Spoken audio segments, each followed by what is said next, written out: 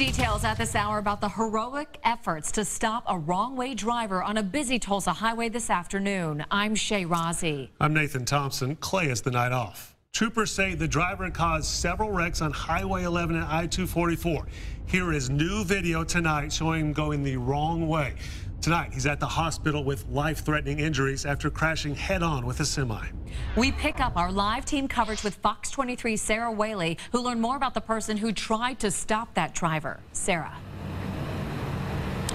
Shay, it was actually a couple of Tulsa fire marshals.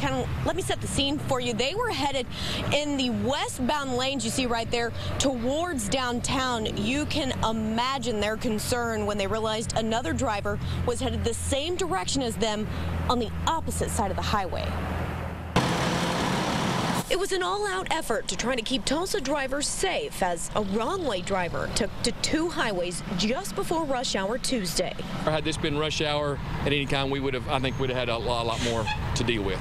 Tulsa Fire Assistant Chief Stacy Bugg says a couple of their fire marshals spotted the wrong-way driver on I-244 near Yale. They were on the opposite side paralleling him, trying to get him to stop. At I-244 near Utica, they witnessed the accident. The Oklahoma Highway Patrol says the driver crashed head-on into a semi. It takes your breath away. It's like a pit in your stomach. John Cassidy saw the head-on crash as well. It just crumpled. That's all I saw. The SUV just crumpled. Chief Bugg says the impact pinned the wrong-way driver.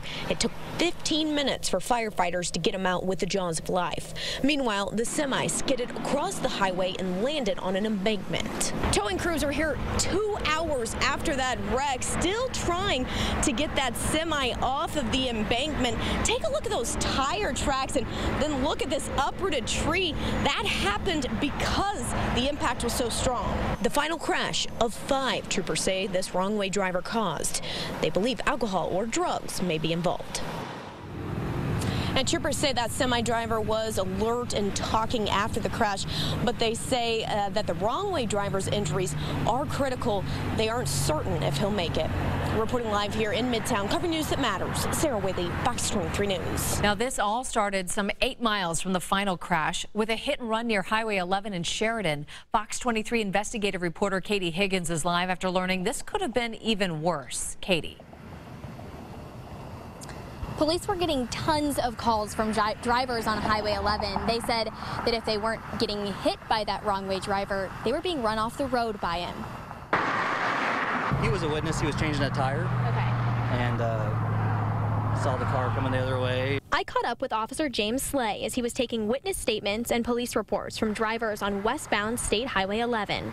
Another car down the highway was almost hit. In this video, he's taking the report of Micah Hansen. He works for AAA and just happened to be on the side of the road fixing a tire. Looked up, and that's when I saw the Tahoe pretty much slam into the red Dodge. Instantly, Hansen said he was running to try to help, but to his surprise, the wrong-way driver took off again. You can tell I had a busted radiator by then. There was smoke, airbags had deployed, and he just took off. Hansen tried to get the plates, but wasn't able to. Instead, he rushed to help the driver of this red Dodge until police could get there.